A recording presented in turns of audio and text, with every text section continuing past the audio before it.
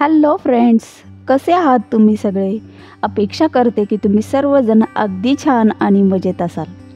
तर चला आजच्या व्लॉगला सुरुवात करूया. तर बाप्पाच्या आगमनापूर्वीच कितीतरी दिवस आपण त्याची तयारी करत असतो. डेकोरेशन, पूजेचं सामान, मूर्ती कशी आणायची, प्रसाद काय करायचा, हे सर्व धावपळीत बाप्पाचे स्वागत अगदी उत्साहात होतं. मनोभावे पूजा अर्चा होते. कोणी बाप्पाला एखाद्या लहान बाळाच्या रूपात पाहतं, तर लहान छोटी मुलं तर त्याला आपला मित्रच मानून बसतात. प्रत्येकाच्या मनात वेगळं रूप बाप्पाचं तयार होत असतं आणि या सगळ्यातच हे 10 दिवस कसे सरवून जातात हे कळतच नाही. आणि शेवटी तो दिवस येतो जो आपल्याला अजिबात नको असतो, तो म्हणजे बाप्पाच्या विसर्जनाचा. तर पहा, आमच्या बाप्पाचं सुद्धा आज विसर्जन होणार आहे. आमचा बाप्पा 5 दिवसाचा असतो आणि मग त्याचीच तयारी मी करत आहे. तर बाप्पाला विसर्जनाला नेताना आपण खिरापत तयार करत असतो. तर आमच्याकडे ही खिरापत नेहमीच तयार केली जाते.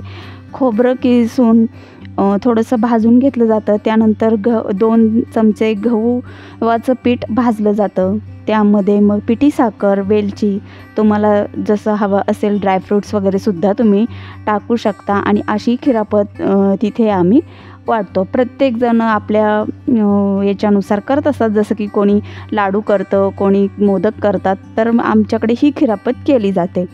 तर पहा, बाप्पाची आरती चालू आहे आणि बाप्पाचं विसर्जन आज होणार आहे. तर पहा, हा क्षण जो असतो ना, हा प्रत्येकाला नको असतो. खरं खूप म्हणजे नकळतच आपल्या घरातील एक व्यक्ती आपल्यापासून दूर जाते आहे असं वाटत असतं आपल्याला. तर आमच्या बाप्पाला निरोप देताना माझे डोळे खरंच आपोआपच पाणवतात. पहा, तुम्हाला व्हिडिओमध्ये दिसतच असेल, तर माझा मुलगा सारखा माझ्याकडे बघतो आहे. कारण त्याला माहिती आहे की मम्मी नेहमीच तिला गहीवरून येत असतं बाप्पा जाताना, त्यामुळे तो सारखा माझ्याकडे बघतो आहे. तर प्रत्येकाची हीच अवस्था होत असणार, मला माहितीच आहे. इथे आता बाप्पाला आम्ही विसर्जनासाठी नेत आहोत. आता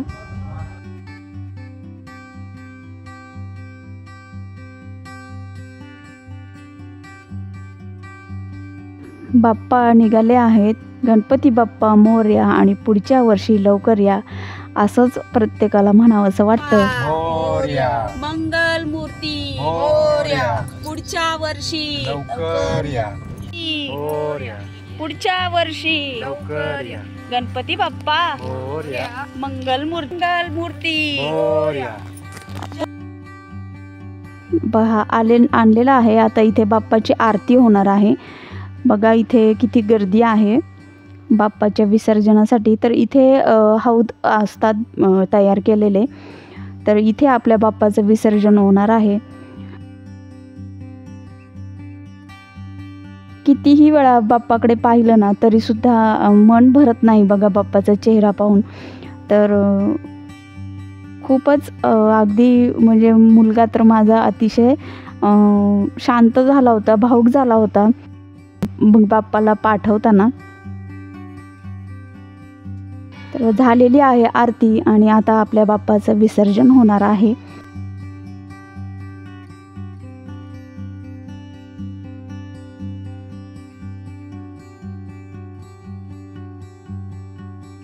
तर पहा, हल्ली आता गणपती बाप्पाचं सगळीकडे असंच विसर्जन होत आहे.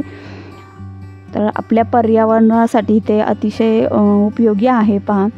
आणि आता विसर्जनानंतर हे आपली खिरापत वाटली जात आहे सगळीकडे.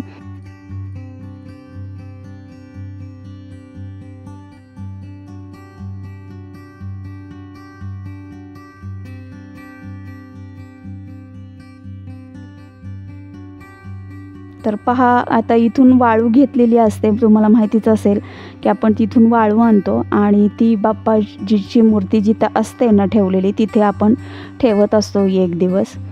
तर पहा, ही जागा किती रिकामी वाटते आहे. एकदमच रिकामं वाटायला लागलं आहे घर.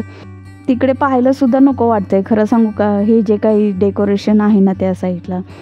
तर पहा, दुसऱ्या दिवशी आम्ही माझ्या माहेरी गेलेलो आहोत. माझ्या माहेरी गौरी असतात.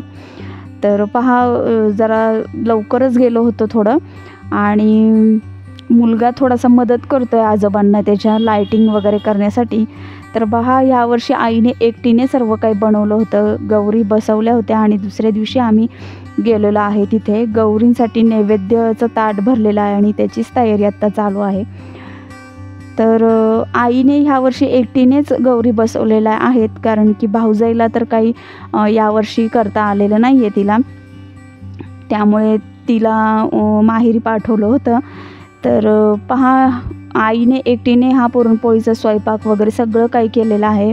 मी तर दुपारी पोचलेले आहे त्या दिवशी. तर गौराई म्हणजे खरंच माहेरवाशिणीचं म्हणतो ना आपण सण असतो. तर ह्या गौराया म्हणजे आपल्या मुलाला घेऊन, बाप्पाला घेऊन माहेरी आलेल्या असतात आणि 2 दिवस खूप सारे म्हणजे माहेरपण अनुभवत असतात. त्यामुळे प्रत्येक मुलीला ह्या गोष्टीची माहिती असते की माहेर म्हणजे काय असतं. हे नैवेद्य दाखवून झाल्यानंतर आपण पानसुद्धा ठेवणार आहोत गौरींना. आता हे जे पान आहे विड्याचं पान, हे आपण बाप्पालासुद्धा ठेवणार आहोत, घरातल्या देवांनासुद्धा ठेवणार आहोत.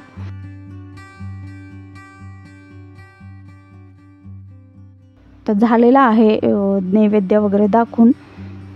आपण आरतीसुद्धा करून घेणार आहोत ही तयारी झाल्यानंतर.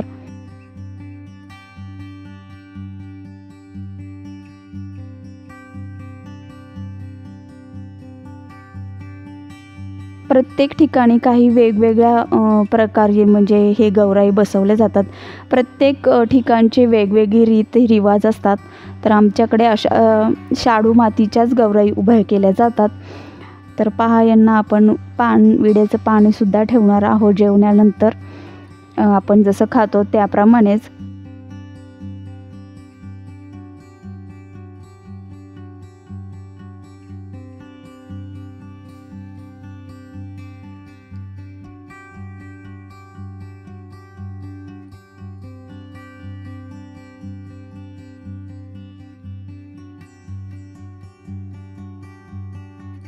तर मला जेवढी थोडीफार मदत करता आली तेवढी मी केली आहे. तसं काही जास्ती मदत करू नाही शकले मी आईला. तर पहा हे सगळं झालेलं आहे आणि आता आरती करत आहोत. मिस्टर आरती करत आहेत माझे, आणि मग त्यानंतर गौराईंची आरती मी करणार आहे. तर पहा मला 3 वर्षांनी हे येता आलं आहे, कारण माझ्याकडे सुद्धा गणपती असतात तर मला येता येत नाही गौरायांसाठी. तर आपली थोडंसं 1 दिवस पुढं सरकल्यामुळे आपला गणपती आदल्या दिवशी विसर्जन झाल्यामुळे मी या दिवशी दुसऱ्या दिवशी येऊ शकले आहे इथे.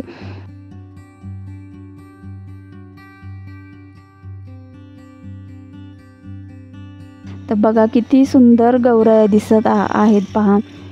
तर तुम्हाला कशा वाटतात आमच्या गौराया हे तुम्ही नक्की कमेंटमध्ये सांगा.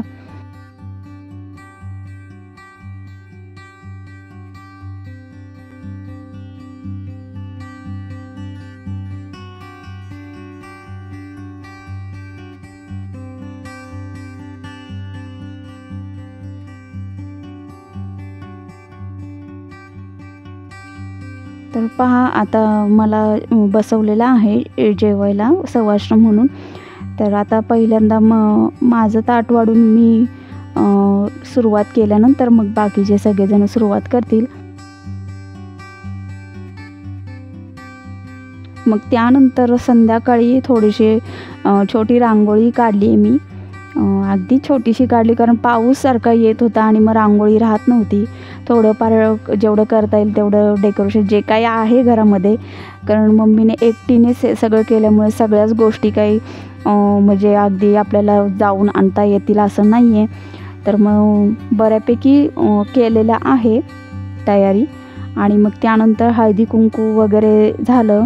मला जास्ती व्हिडिओ घेता नाही आले सगळ्यांचे, कारण की मला परत घरी यायचं होतं. त्या दिवशी खूप उशीर झाला होता रात्री.